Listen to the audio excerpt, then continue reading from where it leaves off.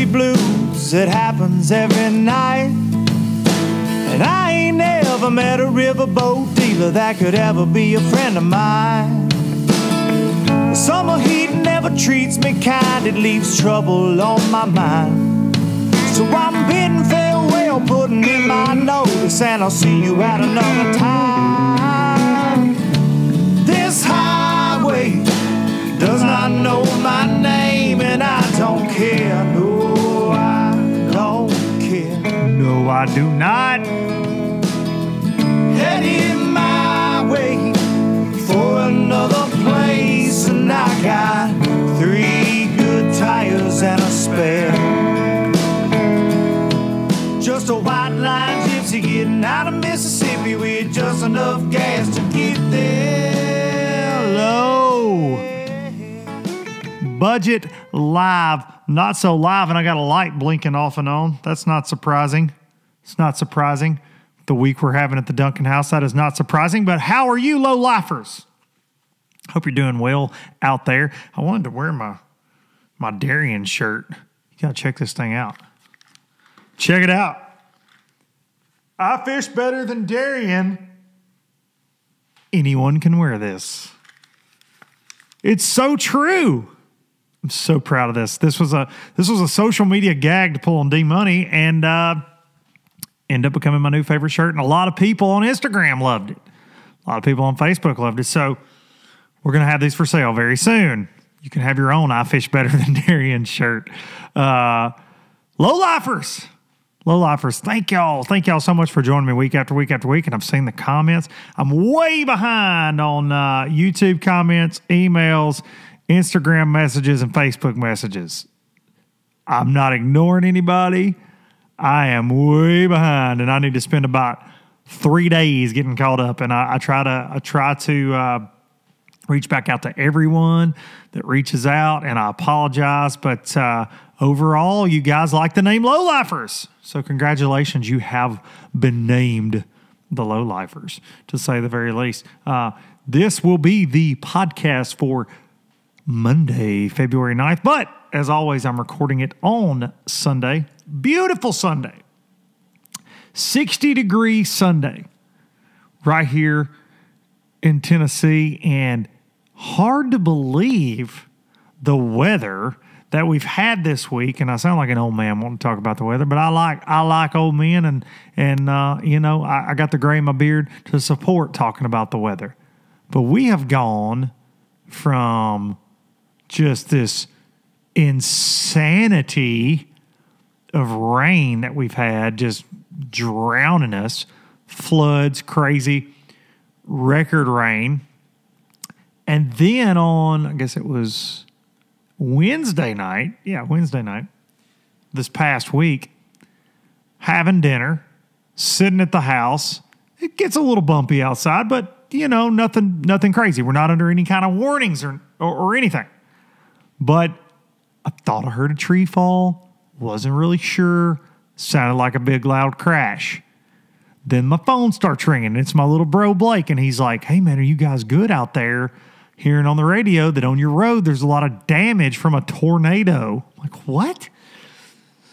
I don't think it was a tornado out here, but unfortunately in our little hometown we had I called it an F1 a couple miles from where I live, but all I could figure was straight line winds. It was crazy, but I've got really, if you've ever seen in the background of any of my videos, yard full of really old pines. They're like yay big around. 7 of those jokers got together and were like, yeah, we ain't gonna stand for this anymore. Uprooted. Not on the house, not on the low budget live bar and grill. Nowhere like that, but a mess. One of them across the driveway. So that led me to be a chainsawing son of a gun. I got about 3 chainsaws. I tear them up all the time. Use Startron in your chainsaws. I tear them up for other reasons, not ethanol. But I went and bought a new one, a bigger one. And everybody in my family thought I was going to cut my leg off. And they're probably fair in that assumption, but hasn't happened yet. But I've got one tree out of the driveway. Still got a mess. Probably going to have to call in for reinforcements because these things uprooted. the holes they left behind where the roots were 4 feet deep. It's insane. It's insane. If you saw my Instagram story this week, you probably saw that. I was giving the play-by-play on all of that. It's a hot mess. It's a hot mess. Followed that up on Friday with freaking snow. What? So we had snow, and then into the weekend now it's 60 degrees and beautiful with torrential rains on the way again tomorrow. It's Tennessee weather, man. It's wild, and I'm just wanting to get warm, get stable, hurry up, and just get to good fishing weather. It's insanity. Absolute insanity. Kind of like not using StarTron to fight ethanol. Are you using StarTron to fight ethanol in your weed eater, in your chainsaw? I could use several of y'all with chainsaws if y'all want to come to the house. Use it to fight it in your outboard motor. Use it to fight it in your vehicle. StarTron enzyme fuel treatment, bringing you low budget freaking life and all the Starbright cleaning products. Make your life look right. Get your life right. Get you some Starbright. Clean your boat up. Clean your truck up. Carpet clean. They even got, man, dude, they got stuff to take the pet smell out of your house. Starbright's got everything. And they kick ethanol in the teeth. And they bring you low budget live. Speaking of low budget live, so I have seen several comments from you guys out there. Hey man, we're going to be at the Classic. We want to meet you. Looking forward to meeting you at the Classic. And I am looking forward to meeting you, the Bassmasters Classic, Birmingham, Alabama, March 6th, 7th, and 8th, I believe. And I will be there. I'll be in the TH Marine booth. I'll be in the Garmin booth. I'll be roaming around, acting a fool. I think Darian, his fishing, and I are going to try a little meetup in the TH Marine booth. Got more details on that coming. But something that I have been working on as a way of saying thank you, as a way to get all of the low-lifers in one place at one time that will be at the Classic that enjoy low-budget live. And finally, yesterday, it came together, and I'm proud to announce, drum roll. That was a terrible drum roll. My drums are over here. But I'm proud to announce that on March the 7th, Saturday night special, Bassmaster Classic, March 7th, 8 p.m.-ish, at the Black Market Bar and Grill, Birmingham, Alabama. Low budget live. What about that, huh? Yeah, give yourselves a round of applause for planning your trips already. Low budget live. A night of a live podcast in front of you folks that are going to be in Birmingham. Come one, come all. Have dinner at Black Market. They have a great restaurant, an awesome bar. They've got a stage, and we are going to absolutely throw a low-budget party, okay? I want you to come out. I want you to eat, drink, and be merry. I just dropped my pen. I want you to have a good time. Guest will be announced. We're going to do some audience questions. It's going to be interactive. It is something that I've thought of for a very long time, and no better place than Birmingham, Alabama, the Bassmasters Classic. And thank you to the Black Market Bar and Grill for hooking us up. This place, they have music every weekend. It's really cool. But on this Saturday night, they are turning it over to LBL. How freaking cool is that? So here's what I'm going to tell you. Big guest. A lot of fun. The Fat Ass Challenge weigh-in will happen that night, the final weigh-in for the $500. It'll happen. Hope if any of you fat assers are going to be at the Classic, you will join us that night. Any of you that have been doing this with us, I hope you'll join us that night. But after the podcast, probably do an hour, an hour podcast, hour and a half, see where the night leads us. We're also going to broadcast it live on YouTube for all of you folks that won't get to be in attendance in Birmingham. But I'm begging you, if you are close, that night is the night. We are going to have a big time, and I promise you a big show. And after the podcast, for those of you that are fans of the Luke Duncan music world, after the low budget live, some live music for you. We're going to throw down. We're going to throw down. I'm lining it all up right now. We are going to throw down. So it is going to be a low budget live party, and there are going to be sponsors to come. I got more announcements on this thing. I'm piecing it all together, but know for sure that 1 month, what's today? That a little less than 1 month from right now, 1 month from right now, Low Budget live in Birmingham, Alabama. Hoping you come out. It is going to be one hell of a good time. I can promise you that. Moving on. Fat ass challenge. Fat ass challenge. Look at this. I fish better than Darren, and eventually I'm going to look better than I do too. My boy works out a lot, though. I don't know. I ain't all about that workout life. But down almost 20 pounds this week, y'all. 20 pounds. I talked to Big C before I went on the air, and he said he's not doing good. So I think we may have this one in the bag. We got a month. But he's been traveling a ton for work. He's making a lot of lame excuses. And I think he's just comfortable being miserable, you know. Don't give in to it. Don't give in to it. You got to be stubborn, man. I'm being really, really, really stubborn. You got to be stubborn. I'm seeing y'all's messages out there. Y'all are working hard. Y'all are tagging me up and stuff still. It's awesome to see. Keep freaking killing this. Keep killing it. And we'll all lose some more low-budget LBs. LBs. We're going to do it. Thank y'all for participating in that. Man, I'm feeling so good right now.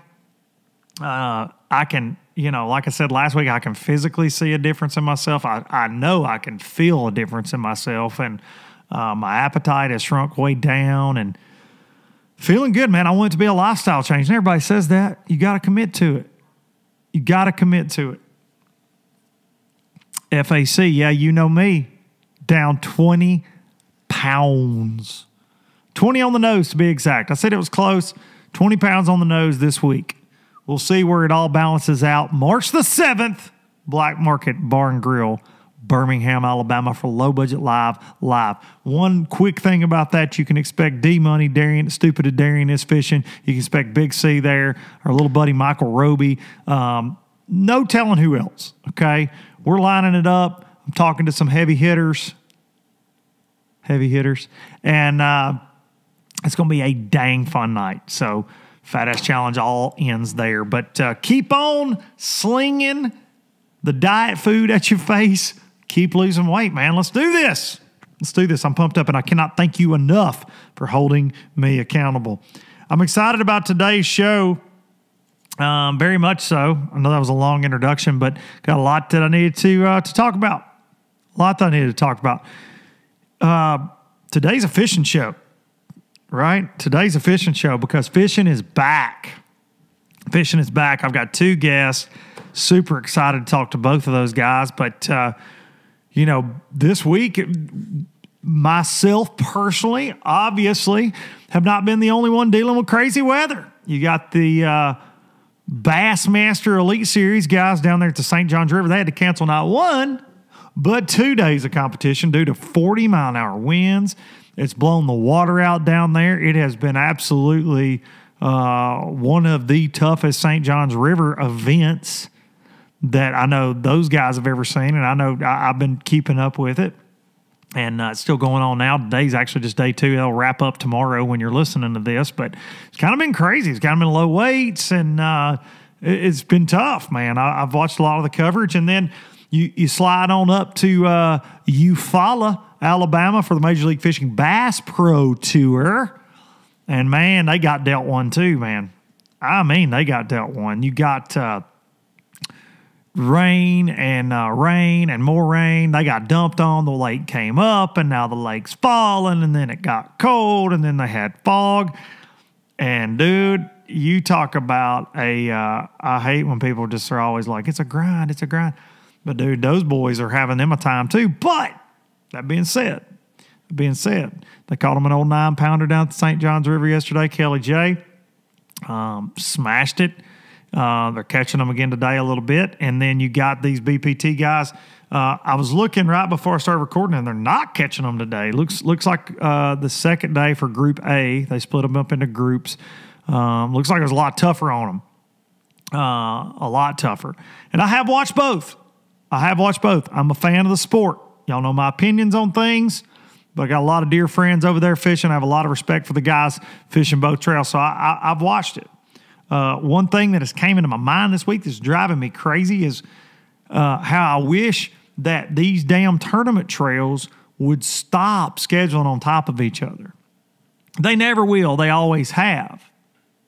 Whoever's fault that is, Bass or MLF or whoever, and they're vicious competitors, and rightfully so, but dang it, it makes it hard. I've had split screens up and trying to watch, because I do. I want to see what goes down, man. I like learning. I like watching watching these guys break it down. And, dude, they've been catching some damn big ones that you follow, some big ones. And, I've seen a lot of chatter about that with the MLF and the format change worked. Well, hang on. You can't say that yet. And what I mean by that is I'd like to see the number of fish under 2 pounds that they've caught that they haven't been able to weigh in, because I don't think it's been an extraordinary amount, right? It hasn't been. It's just tough fishing down there. So typically in the wintertime, the bites you get are going to be a little bigger. So they're catching big ones. They are, and they're wrecking. I mean, the top guys are. But it falls off really fast. Guys with 2, 3 fish are right there in the cut line, things like that. But, I was talking to one of their anglers via text message, a buddy of mine, this weekend. He's like, well, what do you think? You think the format helped? And I told him, the jury's out on that, because I don't think that would have mattered, the 1 pound minimum at you fall in February. And I think that's fair to say. We'll see as the season goes along. Has it changed the approach of guys? Absolutely. But when you got dirty water, vegetation, a lot of wood, like, how would they have been fishing anyway? So I don't know. I said I applauded them for changing that, and I do. But what I've gathered this week, I've seen some of the pros. What do you think about mostly little fish now? Okay. And then eat right down to their, whatever the guy's name is that does the commentary, not JT or Marty, the other guy that looks like he's dressed to go work at Wall Street. He even said, like, Randall Tharp had 5, it weighed 23 the day I was watching. That's a great stringer, dude. Anywhere in the world, that's a great stringer. And he's like, what about the Dink Fest now? I'm like, guys, here's the thing. Criticism, and I've criticized them, brutally criticized those guys, but you almost got to just not pay it any attention, right? But like when the dude doing your commentating is like taking shots at people calling it a Dink Fest, like, it's kind of pitiful, man. And he don't know a crankbait from ketchup. I mean, I don't know.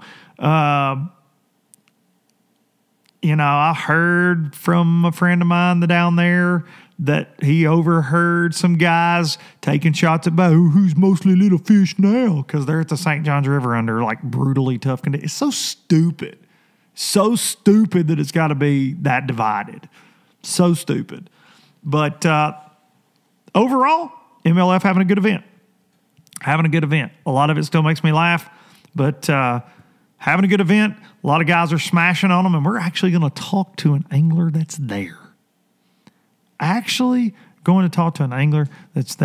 Fishing today on Low Budget Live. But,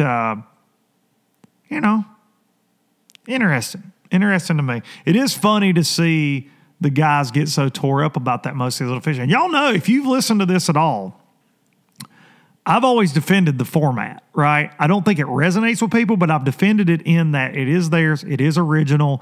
The every fish counts thing, it's hard to relate to it for a lot of people. But I don't think it's fair to judge this 2 pound deal at the first tournament where they would have caught big ones anyways. Where this thing will really start to play out, and I actually ran into Jacob Wheeler this week. I was fishing and at home and ran into Jacob, and he and I were talking about it. And where it will be interesting is if they do a 2-pound minimum at Okeechobee, because, dude, I know this sounds crazy. You don't catch a lot of 2-pounders there. That's where it will definitely start to kick in. And look, you saw zeros. You saw some of the biggest names in the sport zero. You know, Iaconelli and Skeet. I think Randy Howell. You know, there are some other guys that barely made it out of that zero by the hair on their chinny chin. And it ain't easy down there right now. You know, it's not easy. It's probably not easy to catch a 1-pounder, a 2-pounder, or a 6-pounder. You know what I mean? So I think to say that the format's working or not working is not fair right now. But we'll see, man. We'll see. I don't know. You know, I don't think somebody would have lit up the score tracker by catching a bunch of 1-pounders that you follow this week. But it's going to be interesting to keep up with it, and I'll definitely be watching throughout the year. You know, there were some noticeable things. You know, they're not broadcasting from the water anymore. They're broadcasting from a studio out in Oklahoma. Look like they got rid of a couple folks that helped them last year. You know, they scaled it down a little bit, and I think they needed to. I think all the pomp and circumstance that they tried last year is probably freaking expensive, man. But kudos to the boys that are figuring it out in the high, muddy water and now the dropping water. And kudos to those boys down at the St. Johns River. They had a big crowd at the weigh-in yesterday, as said by every pro angler that came across the stage. I love y'all, but y'all got to quit going. Well, I ran this Ricky Don Chevrolet wrap boat up and down the lake, and look at this crowd out here. Stop it. Stop saying that. Stop. Every other dude that comes up is like, well, you know, the reason I love Florida's big bass. And look at this crowd out here, Dave. Look at this crowd out here. Yeah, I've been flipping a big weight all day, and look at this crowd. Stop doing that. Makes me laugh, man. Makes me laugh. But 2 fun events so far. Bass Pro Tour has got several more days of it before they crown a champ down there at Eufaula. And then Bassmaster ends tomorrow while you're listening to this. And then they head to Chickamauga to fish probably a very interesting event just because of the flooding and different things. Should be interesting. I'm going to text our first guest right now.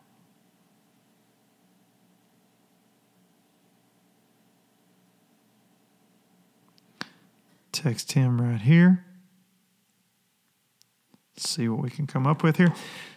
But yeah, hats off to all the guys that are catching them. Both tours got buddies smashing in both events.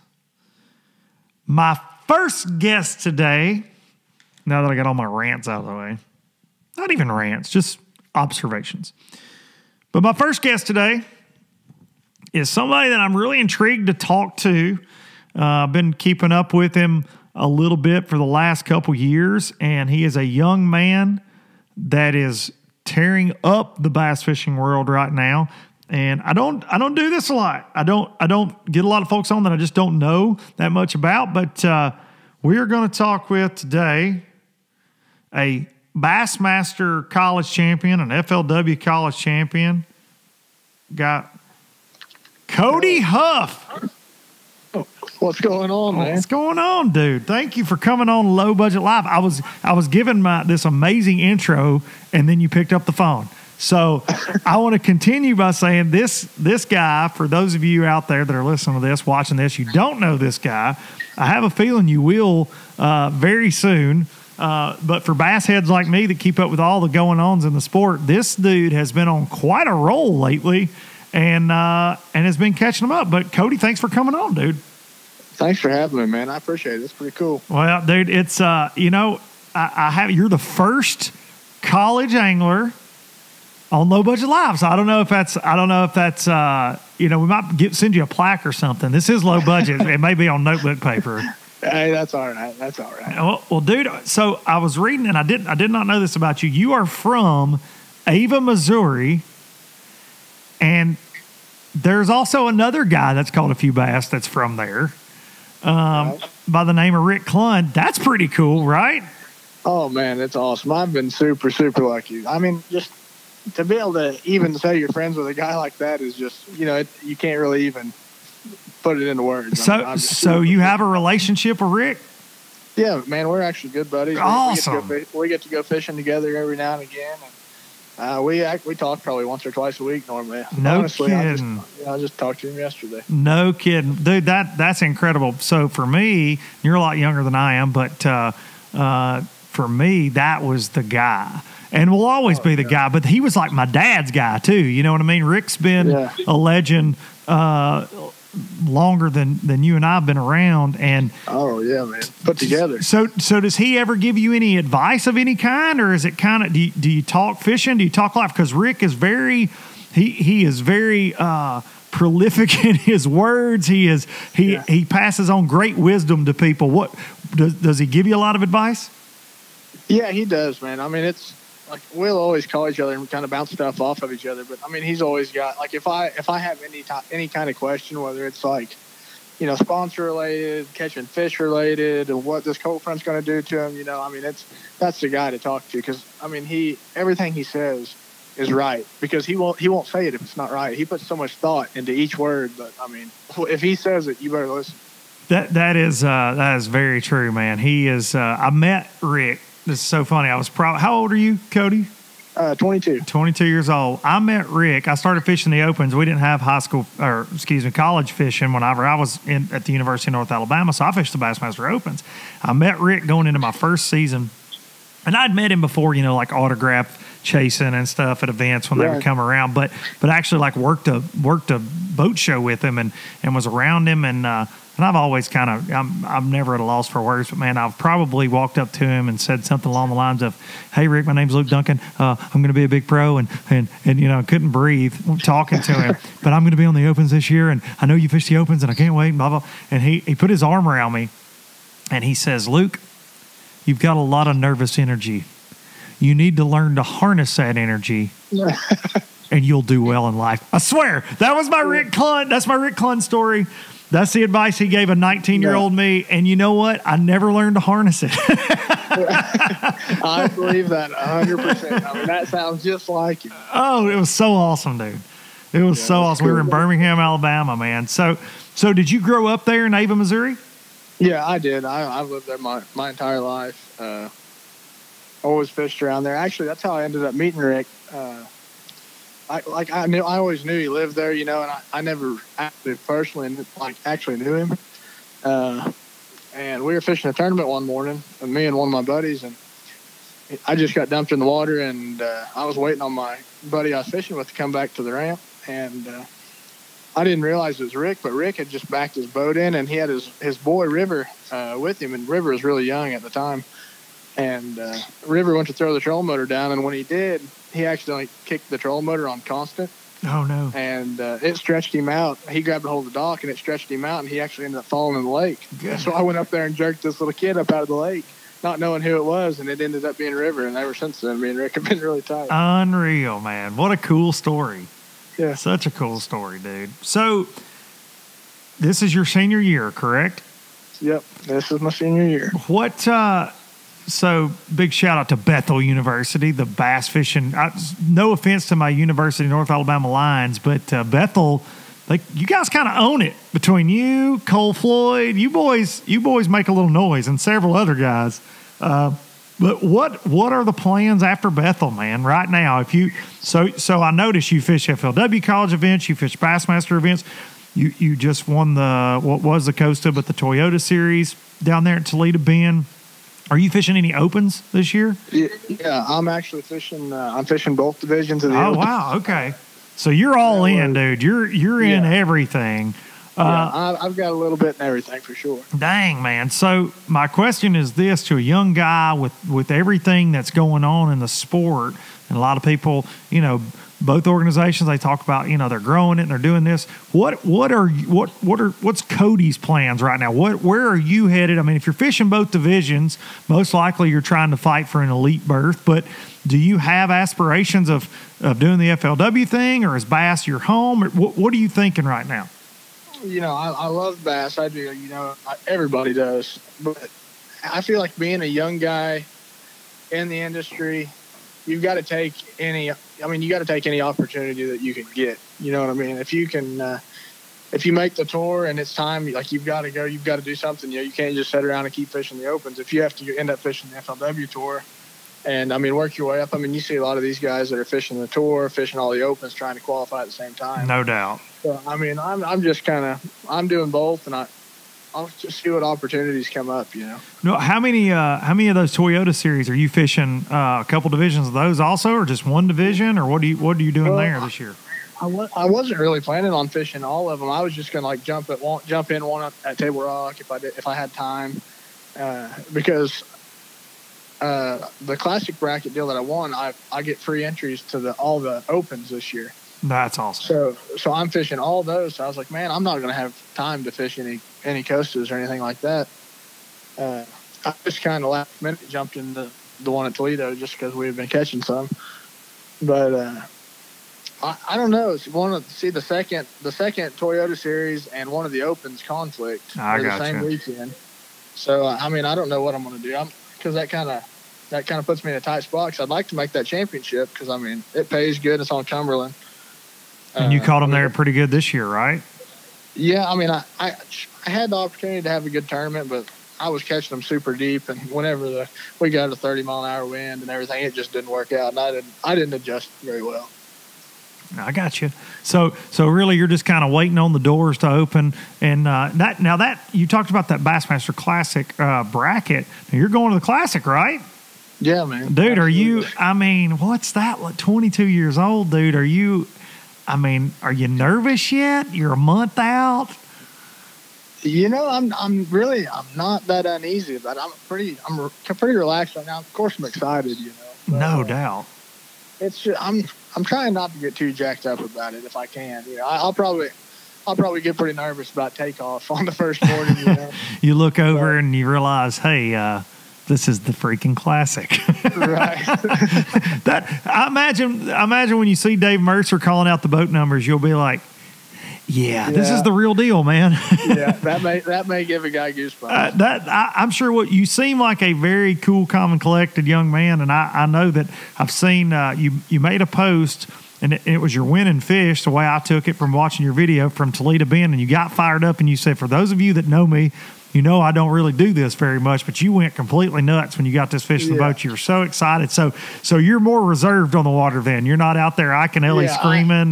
No, man, not at all. Not normally. I'll get excited, but it takes something special like that. That was kind of one of those deals. It was just, you never really expect to catch an 8-pounder on the final day of a Toyota championship or a Toyota tournament. It's just, that doesn't hardly ever happen like that. When it does, you just can't believe it. Well, you guys, and I notice you're using that Garmin Panoptics a little bit. Looks like. Yeah. We don't have to talk about it, but I see you, boy. I see what you're doing there. Everybody sees it. I haven't really talked anything about it. We don't even have to talk anything about it, but just know that I know, son. I've had one on my boat since the beginning, and exactly. And baby, that thing is special. So when you leave that Bassmaster college deal that you guys, and y'all caught them, and y'all had some rough conditions during that thing. Had you already signed up for the Toyota then, or did you make that decision once you got home? I drove. See, like the past couple of years before they had several different divisions. You couldn't just jump in one because they were full. They didn't have co-anglers. You just couldn't get in unless you signed up early. I drove all the way back to Tennessee to school, and on 8 o'clock Monday morning, I called FLW, and they're like, "Oh, we've got extra co-anglers. Come on down. We don't have a full field." I was like, "Oh man!" I was like, "I got to turn around and drive 9 hours." I was like, "I don't know. I don't know if I should do it or not." But I was like, "Man, I can't stay here all week and just wonder if I could catch them or not." I was like, "I got to go and at least try." And to go down there, dude, and win against that crowd, because the Coastas are not only a lot of pros in the mix that do it for a living, you've also got these just Texas legends, and I want to say this, you're an incredible angler and you figured something out, but shame on those guys for letting you come back for a second week and do the same thing to them and catch 60 pounds of bass again and beat their faces in. I was laughing with a buddy of mine. He goes, he's just going to run off with it again down there.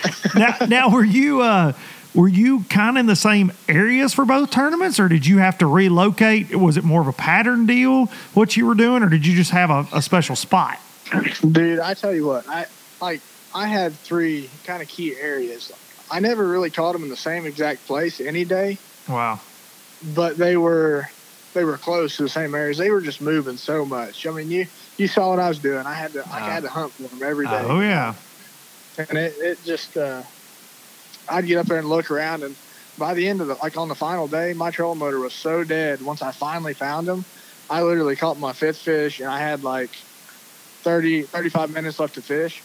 And my trolling motor was so dead, it wouldn't even move. Unbelievable. I was like, thank goodness. I was able to catch 5 before that happened. Unbelievable. Now, how much money did you win for that Toyota win?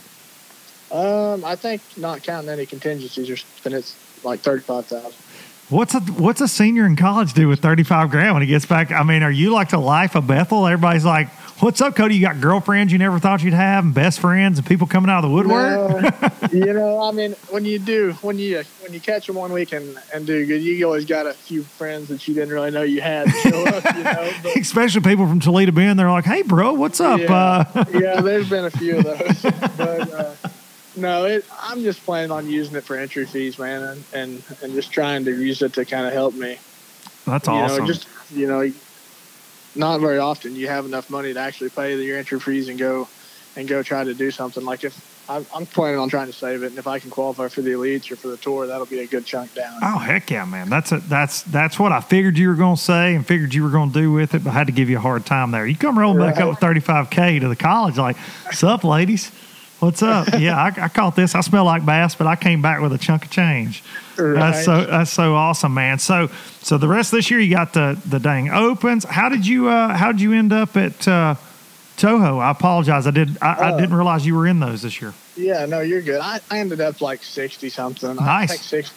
But I mean, I never got around big ones. I thought I've never been to Florida down there. I thought I was doing the right thing. But I was catching a lot of bucks, and everybody you talk to down there said, "Man, just you get around the bucks, just keep catching them, catching them." Normally so. All of a sudden, you catch a 7-pounder. And I ended up, I caught all of them down there on a chatterbait and reeling the speedworm around. Just same old deal. Now, So for you, how does Guntersville set up for you for the Classic? Are you I mean, obviously you're at Bethel. You're probably a Kentucky Lake guy. You seem to be honed in on your electronics. Are you a shallow grass guy? Are you do you feel like the deep stuff is more your strength? What are you thinking for Guntersville? No, man, I'm a grass guy. I really love it. I mean, I've only I never really got to fish grass until I came to college. But whenever I moved out here, my first 2.5 years, Kentucky Lake was nuts. You could go out there and just destroy them on a trap and stuff. Just fishing shallow grass and just have a ball. So I've got the past 4 years, I've got to travel all over the country, and I got to fish Guntersville a bunch, Chickamauga, just the entire Tennessee River in the springtime. So I mean, I'm super comfortable with it. I think it'll be a lot of fun. Yeah, I think you'll do well there, man. I think you'll be one of my picks for Low Budget Live. Y'all better be watching Cody down there in Birmingham. I'm just telling you right now, man. I can't thank you for coming on enough, and I know we were kind of crazy. You were down at Seminole, and I've had a crazy week. I talked about it on here. We had some wild weather, and it's been crazy around here this week. But I really appreciate you making some time for me, man. And I look forward to meeting you in person down in Birmingham, dude. I hope that I get to shake your hand on Sunday and say congratulations on being the first college Classic champ. That's what I hope. Yeah, I hope you're right, too. That'd be all right. I think that would pay for a few entry fees. That'll pay for more than entry. Dude, listen, now you win the Classic, they're going to forget the Toyota win and the $35,000 at Beth. They're going to put a statue of you out there. Gary Mason's already working on it. When you win that Classic, he's going to have a Cody statue in the parking lot, son. I could only imagine. They'll be really proud. I'm sure they're already proud, man. And it's been awesome to talk to you, dude. I wish you the best of luck the rest of this year. And y'all go follow Cody. It's Cody Huff Fishing on Instagram. I'm sure it's the same on Facebook. You got Cody Huff. Cody Huff. Yeah, go follow along, man. If you want to see a lot of pictures of big ones and a lot of trophies and things, especially lately, go check out Cody's stuff. He's a good young man coming up in this sport and is making a name for himself. Cody, congrats on all the success, dude, and I will see you in Birmingham. That sounds good, man. Thanks for having me. Hey, I sure appreciate it. Hey, you're very welcome. Thank you again. All right, have a good one. You too. Cody Huff right there, ladies and gentlemen. College champ. So cool. So cool that he decided to give us a time. First college angler on Low Budget Live. Now think about this, y'all. Think about this. This dude is fishing all 8 opens. He's fishing college events. He's a senior in college, trying to make the elite. Also fishing some of those Toyota series. Goes and wins one of those hard tournaments to win. Extremely hard to win. Wins the college. Goes and wins the Toyota. Won the Classic bracket last spring to qualify him for this year's Classic. He's going to the Bassmaster Classic, man. 22 years old. And talking to him, which I think having Rick Clunn as a mentor definitely settles you down. Rick's cooler than the other side of the pillow, man. And to hear that Cody spitballs ideas with Rick Clunn, holy cow, because just talking to him, and I don't know him, is very, very, very in control of his emotions, seems like. And I think that dude is, I think he's got a shot at really having a career in this thing. I look forward to seeing what he does down there in Birmingham. Hope you guys enjoyed that. And I hope you go follow along. Shoot him a message and tell him that you heard him on Low Budget Live. So thanks to Cody. So my next guest, if I can get him, I've already texted him that I'm going to call here. I'm a little earlier than I said I was going to be, but that's how it goes. That's how it goes. My next guest is somebody that I've looked up to since I was a kid in the sport of bass fishing. He is a goofball. He is an amazing father. He is an amazing angler. He's won millions of dollars in the sport of bass fishing between bass and FLW, mainly FLW. And this year he is fishing his first year on the Bass Pro Tour. He is somebody that I'm very proud to call a friend. And he's a good man. He's an outspoken man. And that's Mr. David Dudley. We're going to see if we can get him on the phone right here. He may not answer because you never know with Dudley. Hello. Dudley! What is going on, Luke Duncan? I think I gave you the best intro I've ever given anybody, so I want you to make sure you go back and listen to that. But you don't have to make sure. I'm always going to listen to you. I know that. I know that's right.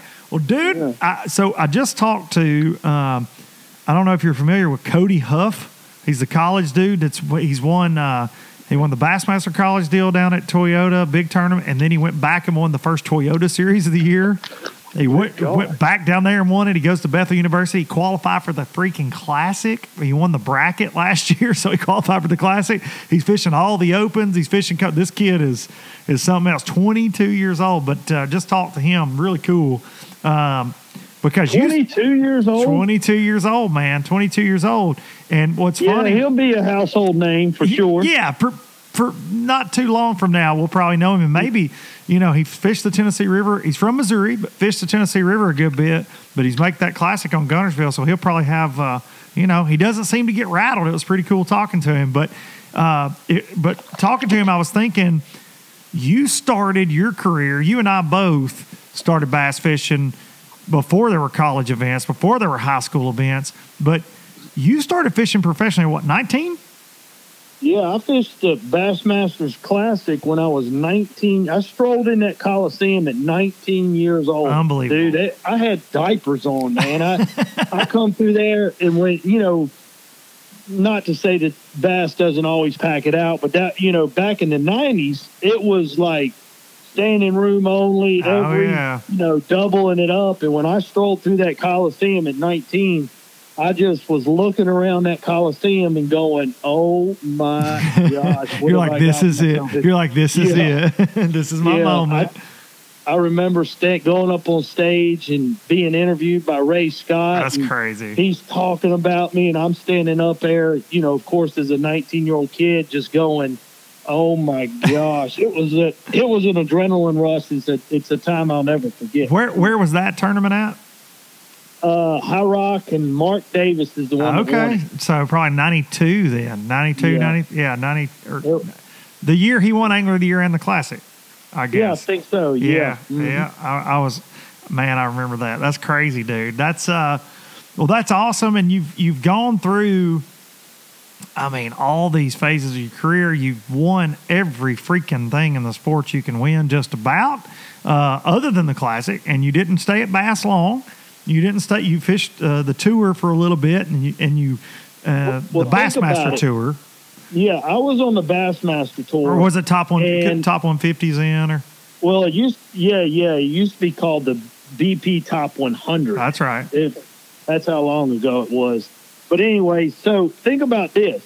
I was fishing bass, and the Bassmasters Classic. Now you were winning $50,000. The Classic, okay, the Classic, crazy. And then all of a sudden, Irwin Jacob comes in with suitcases full of cash, saying, "Hey, we're going to pay $100,000, and not to mention $100,000, we're going to give away $250,000 at the championship." Yeah. So think about. Let me think. 50,000. Or 100,000, 50,000 or 100,000. Now we've seen the level go both ways now, but without Irwin, I think you can agree. Without Irwin, bass fishing would have been sitting neutral. Without a doubt, right? It would have been sitting like neutral as far as they were content, you know, with paying out just a little bit to the anglers, and you know without a doubt, he raised the bar, and he caused Bassmaster to raise the bar, and then we raised the bar, and then, you know, then we went, what, $1 million? When I say we, FLW was at $1 million at one year, couple years. That's right. And then we dropped back down, and now we're at, well, darn, no championship. No championship. No championship now. Now that I'm thinking about it, I mean, yeah, I don't know. I don't know where we're at now, Dudley, with that. But you're right, because you know we had the huge shakeup year before last with the MLF stuff, BPT. Now that you're fishing that, and we'll get to that. But you hit the nail on the head, dude. Bass was cruising along. They were the only game in town, and then boom, Irwin Jacobs says, "Hey, here's a suitcase of money. Hey, here's another tour. Hey, here's television on ESPN with Jerry McInnes and Mike McInnes and those guys producing the footage and everything." And it was crazy. I remember you chainsawing into backwaters and, you know, kissing a chainsaw to get in and win money and all these things. Irwin really did. He changed the game. And then Bass kind of got their footing again with the Elite Series, of course. And they always had the Classic, right? The Classics was crown jewel. And even though the Cup was right there with it as a crown jewel in bass fishing, the Classic is still the Classic and always has been the Classic. And but now, so you're going through this again in another way. So we've seen this big shakeup, but it made bass get their crap together a little bit. It made them change things, made them reevaluate things, and MLF still reevaluating and changing things, but this shakeup is a lot like that one. So you've survived two of those now, and now you find yourself in the Bass Pro Tour after your first day on the water. What do you think?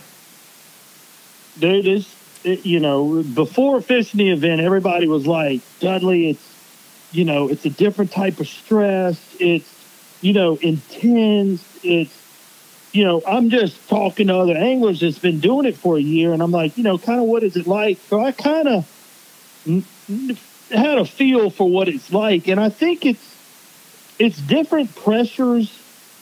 Like some people, you can handle certain pressures, and some people can't, right? And I think each angler always has its take on, you know, listening to the score tracker. Well, he fired the score tracker at me yesterday some, and I kept begging him to give me more score tracker. And I think it's a game that either you can learn to play the game of the score tracker, meaning okay, there's not many fish being caught right now. It seems like a lull. You know, like I was listening for the score tracker of saying I was sizing myself up, meaning this. Am I doing something right or am I doing something wrong? Do I need to go or do I need to stay? Am I in a good area? And even though it's not telling me I'm in a good area, if I'm keeping pace with, I feel like if I'm keeping pace with what's going on in the game, Yeah. then I can make my decisions based on score tracker. Or you have a guy who can't stand that Luke Duncan just put back-to-back 4-pounders in, and you're going off the deep end like, you know, crazy. So everybody handles pressure different. I think yesterday I enjoyed it. I really did. I enjoyed just listening to the score tracker. I was listening to the, it's like what, you're not watching the game, but you're listening to the game happen, and it's just a different game, man. It truly was. I tell you one thing I did enjoy was the ride. When they say lines in, you're done. Like, Yeah. you are done. Nothing else to do. Nothing. Like, I had my pajamas on, Luke. Pajamas. There's a thumbnail for you. There's the thumbnail. Dudley in pajamas. Yeah. I had done showered, rigged my tackle, and put my pajamas on a little bit before 6 and eating leftover spaghetti with Cody Meyer. That's and awesome. And listen, this is the funniest thing. We said, so we turned the TV on at 6 o'clock and we found one of those gold, like I'm digging for gold shows. Yeah. For 4 hours, me and Cody binge watched till 10 o'clock at night, never moved for 4 straight hours. And then when it was going into the 10:30 segment, it was a new season. And me and Cody looked at each other and go, holy crap, we just watched a whole season of Gold Rush, you know, after the tournament. It was just crazy. I don't know. I mean, I don't know that I think I would rather be at a weigh-in than watching Gold Rush. But watching Gold Rush with you and Cody would probably be pretty funny. That'd be fun. Oh, it was funny. We were screaming at the TV. You idiot! You're stupid! You're a dummy! Like, we were all into it last night. It was funny, dude. My favorite thing from that, one of the things I miss the most about Scott Suggs being around when I roomed with him was he'd be like, "Oh, we gotta go. Moonshiners is on." He loved Moonshiners, like the Moonshine Show, and he watched it religiously. Man, he was not gonna miss it. So put that in American Idol. Scott Suggs, big American Idol guy. The Moonshiners is 30 miles from my house. I've actually run into Tickle 3 times at the store. No kidding. Little gas station store. Yeah, it's 30.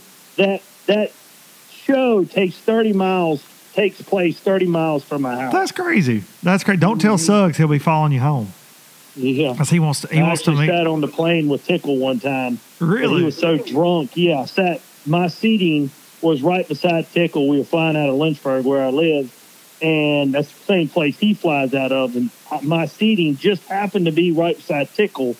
And I asked him one question. I said, "You headed to do an appearance somewhere?" And he goes, "Yeah." He laid his head on the side of the thing, and he was out. He was he was out. Oh yeah. Unbelievable, dude. Well, I think that yesterday I got to watch a little bit. I've been trying to watch both events just because I got buddies in both, and I've been split screening a bunch and watching the Bass Elite guys. And dude, Eufaula definitely is a grind for sure. But watching you yesterday was really funny because you're in your element. You're doing your spinning rod stuff, and watching you try to get I think your first one was like a 4-2 or something like that. But watching you go, man, I miss a net. Dude, I don't know what to do. And watching you just kind of talk yourself and coach yourself through it. And I'm thinking, here's a veteran dude that's been around forever and has won everything, having to relearn the game. That's pretty not the overall game of just catching them, but as far as those little rules, then you toss the little one back. Like, oh my gosh, junk, and then that's a penalty. So yeah, all that's like, I was just laughing. I was really, like I said, you know, in my mind, I'm kind of reviewing the rules, and we kind of know the general, can't throw them back. And I got in a little area, and I was catching a bunch of little ones, and I kept throwing them back. And people on my YouTube channel who have watched me fish, they were commenting on every one of my fishing videos going, Dudley, you better start practicing. That's a good point. Like, you know, and it was funny that the people were actually commenting that. And I'm like, dude, I got it, man. I got this, you know, yeah. I got it. I'm not going to get a penalty. I'm going to be careful, you know.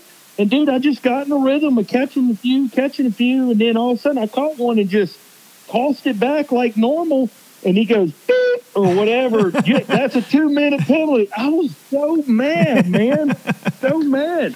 And then I got away. Well, not that I didn't know the rule, but when you get a penalty, you can't do nothing. Like, you have to sit there and do nothing. Well, evidently, while I was sitting there, I picked up a rod and just... I just burped Spaghetti on your burp. Spaghetti burp on LBL. I picked up my rod and whatever, readjusted a bait, you know, or something, and did a couple rods, and then I waited my 2-minute penalties out, and then my people who were watching online knew the rules better than I did, and dude, they called my marshal up and were like, you know, you missed a penalty. Dudley can't touch rods and all that junk, you know. And I was like, and it was, you know, he in his defense, I did it not on purpose because I'm just learning the game, but he was down writing the score on a piece of paper when I did it. And he goes, Dudley, did you move or adjust a rod or something? I said, I don't know, did I? And I go, yeah, I did. He goes, man, he said, you know, whatever, that's a rule you can't, or something you can't do, you know. And then I got another penalty. I hooked one and whatever. It was kind of deep in his mouth or whatever. So I just, you know, sat down, you know, that little seat right there in the boat. I just kind of sat down, and his tail's wiggling all on my jeans. And he goes, beep. That's a 2-minute penalty. I'm like, for what? He's like, he's touching your jeans or something like that. I'm like, that's funny. So I'm learning. They'd get me every 5 minutes for something silly like that. Some of that stuff's cool. I do like the suspense it has, but like one just kind of brushing up against you, I'm like, I don't know. But I get it, and then at the same time, I'm like, some of that is it's made for TV, but David Dudley's made for TV. They were having a field day with you yesterday on Marty Stone kept alluding to the fact that he had so many David Dudley stories, he just couldn't tell them all. And I just kept waiting to hear one. I'm like, let's hear it, Marty. Yeah. Let's hear it. Let's hear some Dudley stories. We've lived kind of, you know, with resident states with each other. We grew up fishing some of the red man. Oh, yeah. You know, back in the day, him and my dad, you know, fished a lot together in the same circuits and stuff. So. And those early FLWs too. Well, Marty made a couple top tens. What was it? I think it was like 98. You guys were on Pickwick. You went all the way through 2 locks to Decatur to Wheeler. And Marty was fishing Pickwick. Y'all both made the top 5. Clun ended up winning it. Boy, that was a different time on Pickwick. Clun won with 13 pounds the last day on Pickwick in June. You talk about a knee-jerk reaction and my throat getting tightened up on that one. Dude, I had the glory hole up there in Lake Wheeler. And, you know, it was the first day of tournament. It was 5 casts. Whatever, just say 15 pounds, right? Then second day, I lock up, go up there. Second day, and it was, I didn't have to have much. Threw 3 times in there and had whatever, 12 pounds or so, or I don't know, something like that. You know, enough to like, I don't even have to fish that and make another cast. So I locked on back down. Then I go back up there the third day. And, you know, when I get up there, it was a Saturday, and there was some boats around. It was a Fishers of Men tournament that I was in, believe it or not. Oh, and I go up there and I make, whatever, 5 casts and catch, whatever, just say 15 pounds. 5 casts. But this boat was kind of close, watched me do it. So I was, you know, whatever. Go back up there Sunday. I'm going to win that tournament. You know, I feel it. You know, I mean, I ain't made 12 casts and had whatever. And I go back up there, and when I get up there, that boat had their buoy on the hole, and I get up there, and they go, "You can have it now, buddy." He said, "We've only caught 10 here, but they're nothing." He goes, "They're not big ones." And I'm thinking to my head, bull crap, because I've thrown 12 casts on that hole, and like, whatever, all 12 of them have been 3 pounds or better. You're full of cock. So I get up there, and I only caught, maybe I caught a limp, or I don't know what I did. Didn't hardly do nothing. And that made me so mad that that tournament was mine. I mean, I could have, I know it. If they hadn't seen me catch them that third day. Oh, ain't no doubt. And without a doubt, that's one of the craziest things I remember ever seeing is a guy go from Pickwick, and it's not that far, right? Lengthwise, you could have ran to the lower end of Pickwick, and it's about the same distance. From Florence, Alabama to Decatur by water, you got 15 miles of Wilson Lake, and then it's about another 20 or more once you get to Wheeler. But you got 2 major locks to go through. Right. That's the deal. And I remember thinking how crazy that was. But yeah, I remember all that shaking out, being a local down there. Just insanity. I used to love that about FLW, though, that they're like, hey, if you can get there by water, take off. And you could fish wherever you wanted to freaking go. If you had the time to make the cast, you could go there. And I understand with chambers of commerce and different things, you know, that changes. But do you think this week, had they let you guys go somewhere else, people would have gone to Seminole? Let me think. Give me like 2 seconds to think about that. Yes. Guaranteed that lock would have been full, you know. I mean, it would have. And Seminole may have been blown out too. But I'll tell you this. You know, they're experimenting with the varied minimum weight, right? Yeah. But Lake Eufaula it's a good lake as far as the quality is concerned. No doubt. It's not a numbers lake. Yep. So if you look at the numbers, like if you look at past tournaments, you're like, oh, you know, 20th place was 13 pounds. And that's an awesome fishery. Ho, ho, ho, ho, ho. That was 13 pounds of, I got 5 bites by the end of the day. That's right. That was 17 pounds because I got 5 bites that day, and one of them was a 5-pounder. That's 18 pounds because I got 6 pounds, and I culled one time with a 3-pounder, and I culled a 2.8. You see what I'm saying? It's not like it's a good lake, and I think if they ever do stock those F1s in there, or those like that lake will become the next Gunnersville. It's set up to be the next Gunnersville. It has gone through so many cycles just in my lifetime of being good and being bad and then being good again. And last year the tournament weights looked good, like you said, but I talked about this before you came on. Everybody's talking about the varying weight thing, which I applauded MLF for big time because I think it's going to shake things up. I think this week is a very bad week and a bad lake to judge whether it is good or bad. And here's what I'm saying by that, and you just hit the nail on the head. Would there have been a bunch of 1-pounders weighed in? Could you weight in 1-pounder? I don't think so. Do you? No. I don't think so. So I think I don't even think I caught but 3 that would have been under, you know, whatever. No, exactly. It's not like there's 1-pounders swimming everywhere. That's They're right. not here. That's right. Now, that format, when you go to an Okeechobee with that 2-pound minimum, will probably make a big difference. It will, because you get a lot of buck bass and different things, and it's going to be crazy. I mean, the approach and everything. I know. So you're fishing just like you would any other tournament. I watched you yesterday, and the tournament's far from over. I mean, you're way up there. You've got another day. Do you like this being split up like this? Getting to fish a day, and then you're off a day, and then you get to fish another day? I like it just as far as tackle or, or rest, I guess, too. Yeah, rest. I don't care.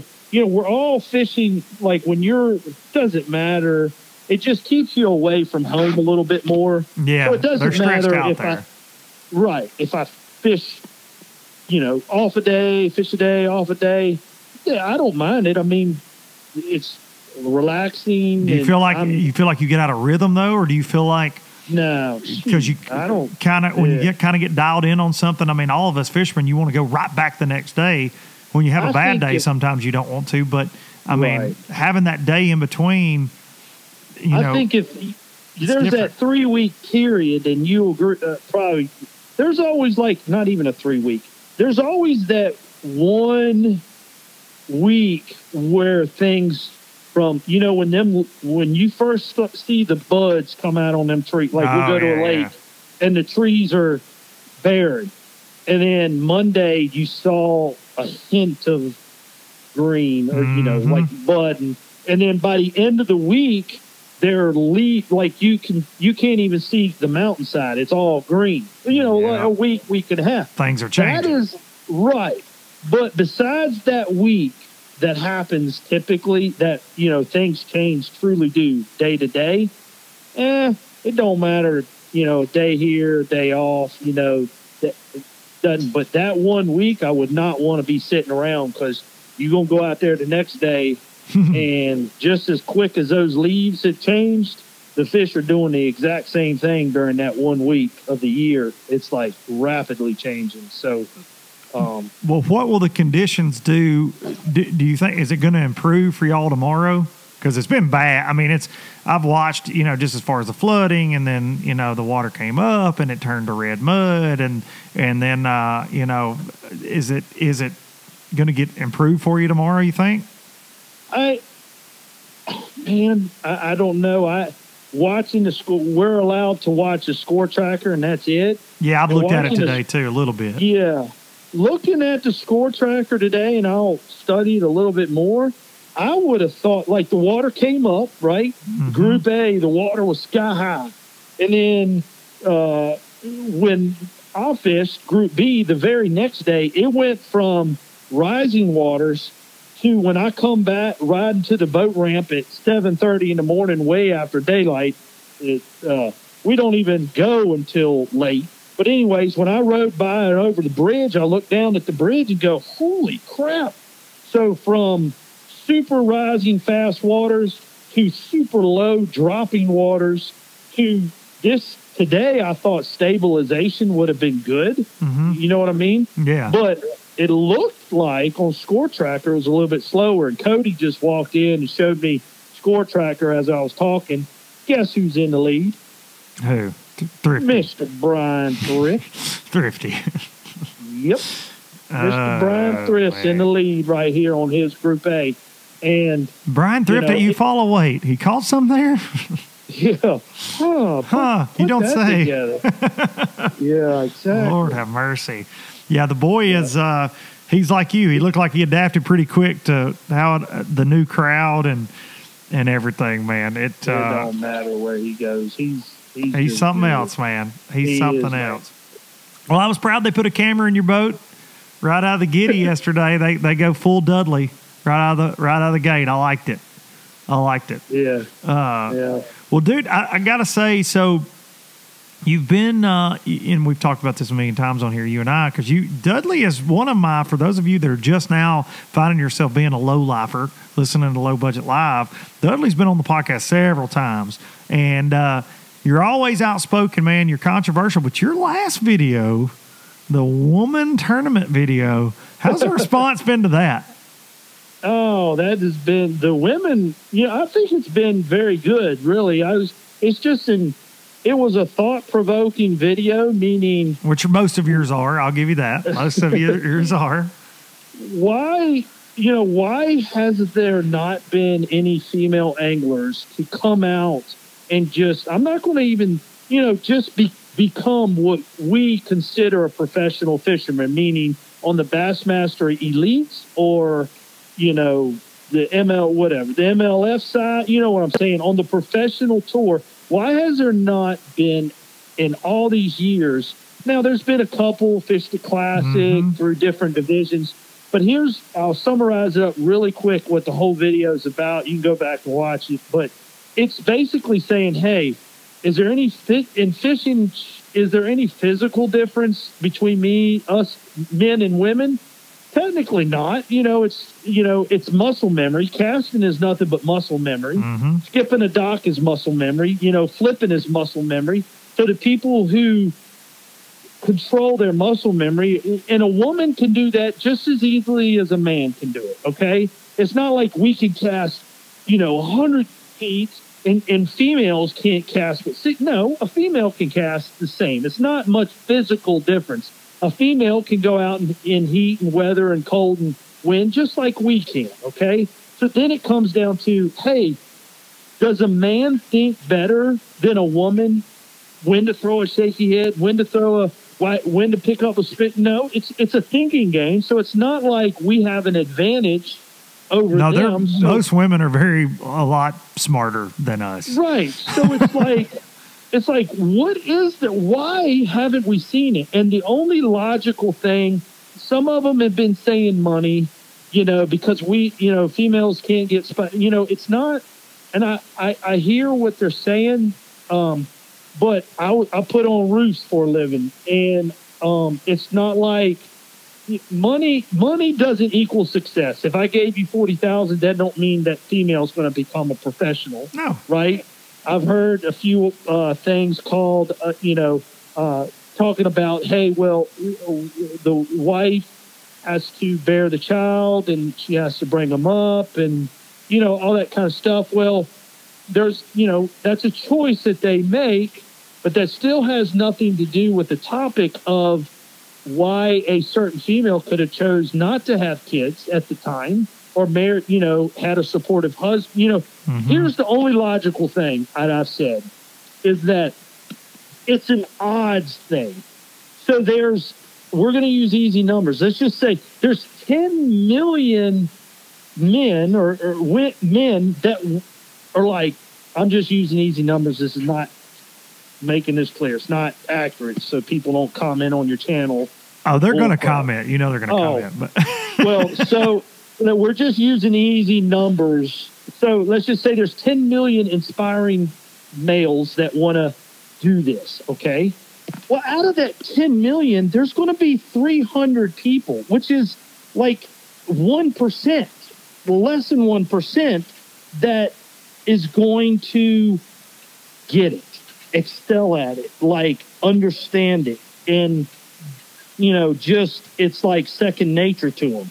Well, in female angle, there might only be, and I'm just making up numbers, so calm down on your comments. There might be 500,000 that do it. Now, the chances of a female excelling out of those numbers is very low. So the odds of females coming out and making the professional tour, no matter if they have the desire, there's some women that they're fired up. They're like, I'm going to be the first one. I'm going to, I'm headed that way. And you can hear the desire in their voice. But you know how many desired people there are wanting to make it? 10 million on the men's side. Yeah, there's a lot. So just because you have a fire, in a desire, your fire and desire doesn't equal success. It's there's still an element of some people just don't get it. I think we'll see it at some point, though. I really do. I think you've got Trey Zaldane out there working her butt off. She's done well for herself in the industry with her rods. She does really well. married to Chris. And you've got, you had Kim Bain at one point, Andre Moore's Kim Bain Moore.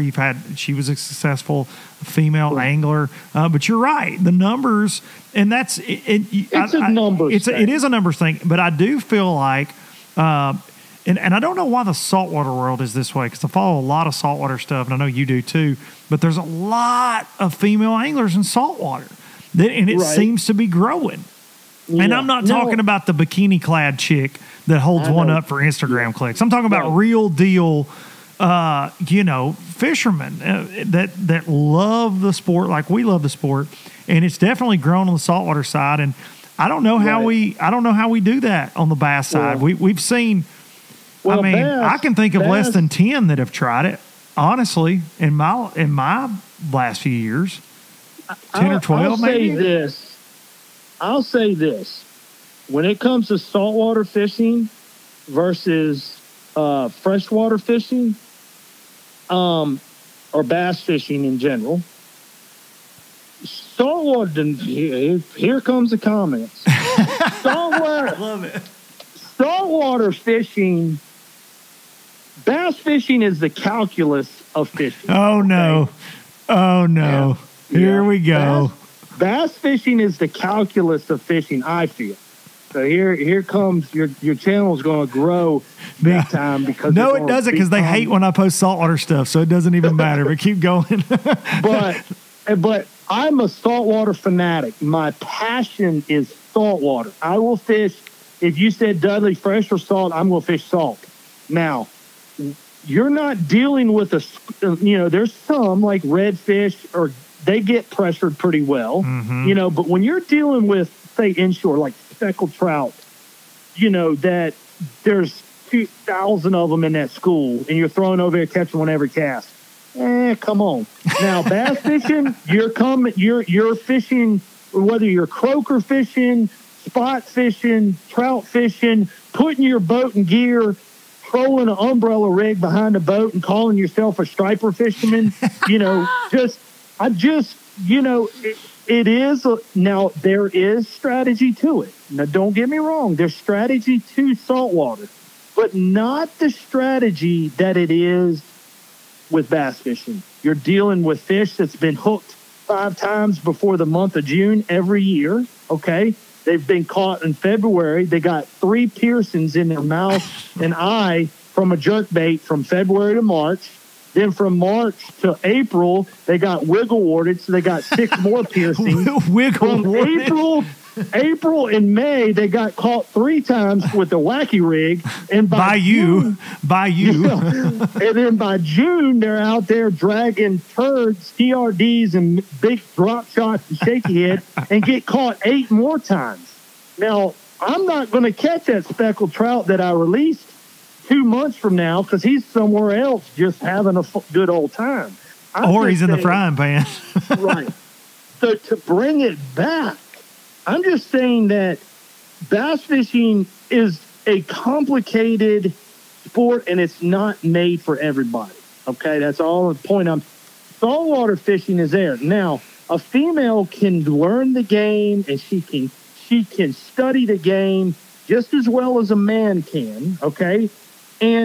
But there's just an element of fishing that it's the unexplainable, it's the unteachable, it's the natural, the instinctual things that come along with bass fishing that separates the men from the boys. So it just, I think there's going to be a female angler, and the most popular comment that I had on reading the comments was Hillary Martin, Scott Martin's daughter. Oh, I'm sure. Yeah.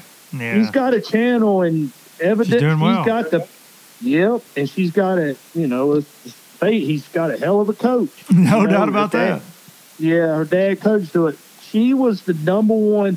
So yes, we can end it to this. Do you think, Luke, that there's going to be a female angler that's on the MLF or Bassmaster side in the near future? Yes or no? Yes. I do too. I'm going with the yes too. And and I really do. There is no prejudice. I know you no prejudice. Me, I don't care if I'm rooting for a female. Like, I would love. Oh, it'd be awesome. I know, because I respect the heck out of the women that are out there grinding it out, that really do it, that really love it, that aren't out there just for clicks. And you know what I mean? Or out there for the likes on Instagram. That gets on my nerves, and we all like looking at a pretty lady. That's fine, but the ones that hold up a fish and like, look at me, I wore this bathing suit that's almost not there to catch this red snapper today, and it's like, what? Get out of here! Come on. Right. Swindle always says they go around in their Daisy Dukes checking their trail cameras. He goes, they must not have chiggers where they live.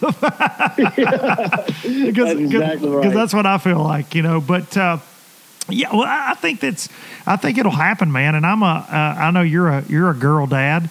In that Dudley gaggle of kids you got, and here at the house I got a daughter, and I think that I could definitely see it happening, man. I definitely think in today's time we could see it happen for sure. But well, so that's your most controversial video lately. Y'all go subscribe to David Dudley Outdoors. If you're here listening, you're most likely already subscribed to David, but make sure if you're not that you are. Go give him a follow. He is very informative. He is very thought-provoking, to say the least. He will speak his mind, and the thing that I've always loved about Dudley the most is his honesty. You don't ever have to worry. It's kind of like me in that you don't have to worry about what he's thinking, because he's going to tell you most of the time. Yeah. You don't have to. You don't have to worry about it. People appreciate that. I know the viewers here listening, they appreciate it, and I know there's a lot of things that I still, bite my tongue about because it's not the right place or the time. But there's also, we both are going to, when it is the right place and the right time, it doesn't mean we're not going to hurt somebody's feelings. Exactly. It's okay. Right. You're going to hurt some feelings, but it doesn't mean that wasn't the right place or time. It's just, hey, here's a discussion. Let's be fair about it. And I ask people on my channel that if you comment, be fair in your comment and saying, if you comment something, don't just go, Luke, you're an idiot. Wrong. You're wrong, and you're an idiot. Yeah. No, like if you comment, just, hey, I love reading comments as well as you do, but just comment and be like, hey, how about, I disagree with you, Luke or David, and here's why I can give logic to, I love a good debate of any kind. Exactly. But the throwing out, I had a guy this week that saw one of the podcasts from this fall, I think when Major League had bought FLW, that infamous one, where I just kind of said my thoughts on it, how it shook out and what it meant. And this guy was like, oh no, you just like drama, like commenting on a podcast from 4 months ago when I've done countless others. And he's like telling me that that's what I do or that's who I am or whatever. And then the guy went on to say something along the lines of like YouTube, and he was trying to say that YouTube was bigger than pro fishing. And I said, buddy, first of all, you don't know anything. I believe you just watched one podcast. And he said, but in the comment, he goes, I'm a huge fan. I said, no, you're not. Because if you were, you would have listened to enough episodes to know that you're forming an opinion about me and you don't know anything about me. Right. You haven't listened to every single episode. So that kind of stuff, like if you're coming with an opposing idea of anything I say, I welcome it. I enjoy it. We need to be uncomfortable in this country, don't you think? I think it's okay to get out of your comfort zone. It's okay to be David Dudley running around on the front deck trying to lip a 4-pounder when he don't have his net, when he's used to having a net. Like, it's okay to be out of your comfort zone and try something new, man. It is okay. And what I've said on here forever, and I think I speak for you too, is you and I don't make these videos or podcasts where we're very opinionated and we're talking about Lord knows what. We don't do it because we think we're right necessarily. We do it because that is what we feel in that moment, and we do it because it is thought-provoking or it starts a conversation. It gets something going. And I think that a lot of times with outspoken people that aren't outspoken don't know what to do with that. So, and it comes off as brash or, I know I've been called either arrogant or blah, blah, blah. You know, you get all these things, but man, it makes me feel better to be able to get on here and talk into a microphone, just like I know it does to you, to be able to hit record on a camera and say, hey, here's what I think about this.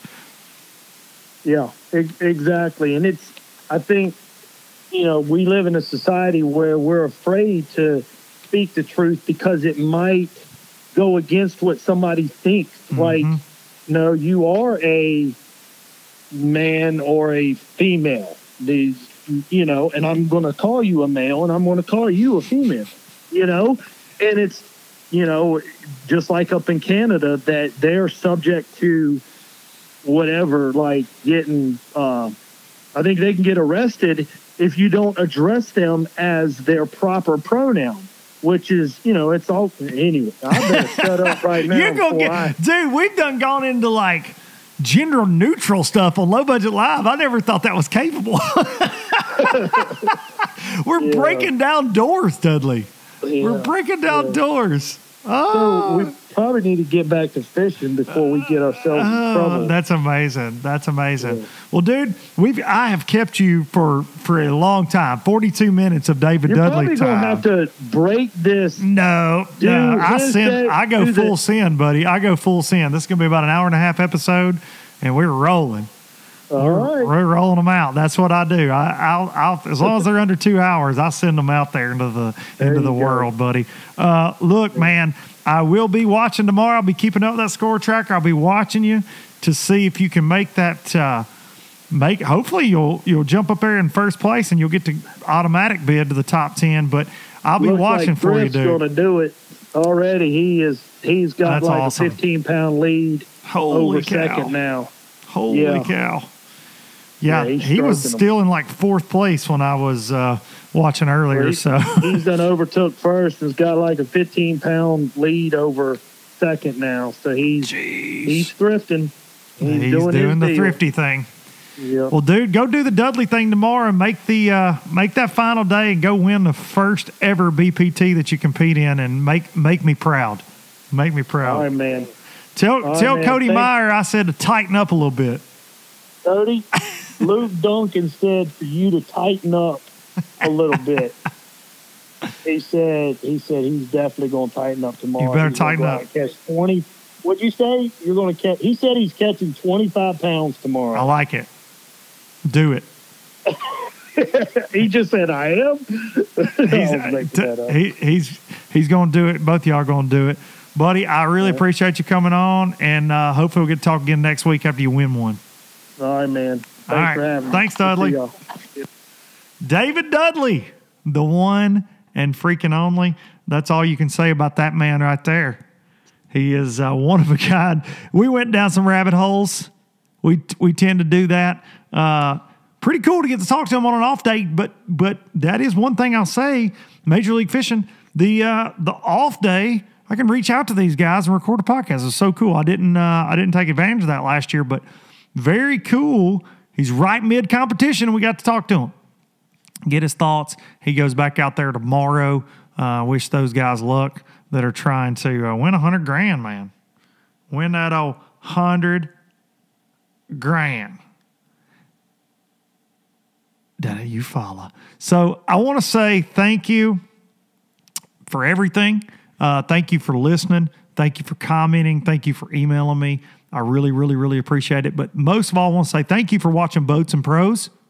If you haven't seen it, here it is right here or here. I don't know where I'll put the link, but Boats and Pros, go watch that and just take it in. Take in the beauty that is Gerald Swindle and I in a really crappy boat. But the second Boats and Pros will be out in a couple of weeks with Jordan Lee. But we're over 60,000 views for that first one because of y'all and you low-lifers out there. And I really, really, really appreciate it. Thank y'all so much. Do not forget, March 7th, the Classic. We're going to throw freaking down in Birmingham, okay, at the Black Market Bar and Grill. Going to take you out with some Luke Duncan Biloxi Blues. This is my song from the album 64. I wrote it, I sung it, I recorded it. Thank y'all for the kind words about this. Hug your mama, and I will see you Jackson next week. I never could make it last. Spanish moss, a Civil War ghost. Well, I'm gonna leave them in the past. Worth it. Any direction, Lord, I'll be fine. It don't matter east or west, north, south, wherever the wind blows. I'm leaving those burdens at rest. This highway, it does not know my name, and I don't care. No, I don't care. Headed my way for another place, and I got 3 good tires and a spare. Just a white line gypsy getting out of Mississippi with just enough gas to get there.